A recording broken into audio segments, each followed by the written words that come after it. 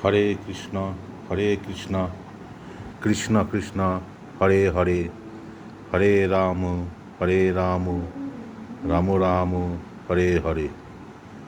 জয় মহাপ্রভু শ্রী চৈতন্যদেবের জয়, জয় শ্রীকৃষ্ণের জয়। রাধে রাধে।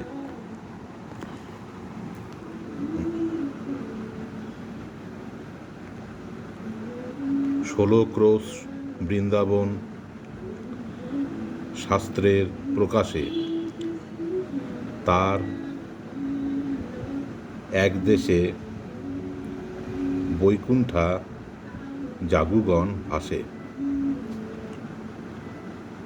শাস্ত্রের বর্ণনা অনুসারে বৃন্দাবনের আয়তন 16 ক্রোশ 32 মাইল, কিন্তু তথাপি তার এক কণায় সমস্ত বৈকুণ্ঠ লোক এবং সমস্ত ব্রহ্মাণ্ড ভাসছে। ব্রজভূমি বিভিন্ন বনে বিভক্ত। সব শুদ্ধ 12টি বন রয়েছে এবং সব মিলিয়ে তাদের আয়তন 84 ক্রোশ। তার মধ্যে বৃন্দাবন নামক বনটি বর্তমান বৃন্দাবন নগরের সীমা থেকে নন্দগ্রাম পর্যন্ত 16 ক্রোশ। অপার ঐশ্বর্য কৃষ্ণের, নাহিক গণন। শাখা চন্দ্র ন্যায় করি দিক দর্শন। শ্রীকৃষ্ণের অন্তহীন ঐশ্বর্য গণনা করা সম্ভব নয়। আমি শাখা দেখিয়ে চন্দ্র দেখাবার মতো তার ইঙ্গিত দিচ্ছি। শিশুকে যেমন বৃক্ষের শাখা দেখিয়ে তারপর তার মধ্য দিয়ে চাঁদ দেখানো হয়, তাকে বলা হয় শাখা চন্দ্রের ন্যায়। অর্থাৎ প্রথমে সরল দৃষ্টান্ত দিয়ে তারপর অধিকতর জটিল তত্ত্ব বিশ্লেষণ করা। ঐশ্বর্য কহিতে স্ফুরিল ঐশ্বর্য সাগর, মনেন্দ্রিয় ডুবিলা প্রভু হইলা ফাঁপর। শ্রীকৃষ্ণের অপ্রাকৃত ঐশ্বর্য বর্ণনা করতে করতে শ্রী চৈতন্য মহাপ্রভুর মনে ঐশ্বর্যের সমুদ্র স্ফুরিত হল। তার মন এবং ইন্দ্রিয় সেই ঐশ্বর্য সমুদ্রে নিমজ্জিত হল।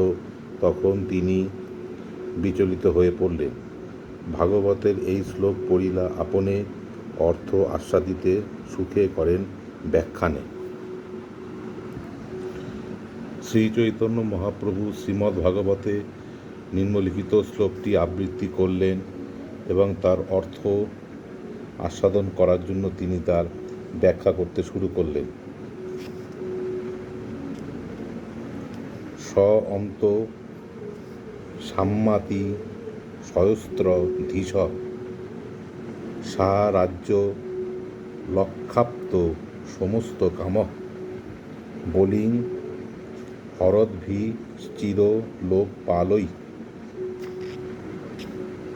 কিরীট কোটি ঋত পাদ পীঠ। তিনি স্বয়ং ব্রহ্মা বিষ্ণু ও শিবের অধীশ্বর, অতএব তিনি অসমর্থ এবং তার পরম চিদানন্দ স্বরূপ শক্তির দ্বারা তিনি তার সমস্ত ঈপ্সিত বস্তু প্রাপ্ত হয়েছেন। ব্রহ্মা রুদ্র আদি লোকপালেরা তাঁর পূজা দিতে এসে তাঁর শ্রী পাদপদ্মে বন্দনা করতে গিয়ে তাঁদের মস্তকে শোভিত কোটি কোটি মুকুট তাঁর শ্রী পাদপদ্মে স্পর্শ করছেন। পরম ঈশ্বর কৃষ্ণ স্বয়ং ভগবান, তাতে বড় তাঁর সম কেহ নাহি আন। শ্রীকৃষ্ণ হচ্ছেন পরমেশ্বর ভগবান স্বয়ং, তাই তার থেকে বড় অথবা তার সমান কেউই নন। ঈশ্বর পরম কৃষ্ণ সচ্চিদানন্দ বিগ্রহ অনাদিরাদির গোবিন্দ সর্বকারণ কারণম।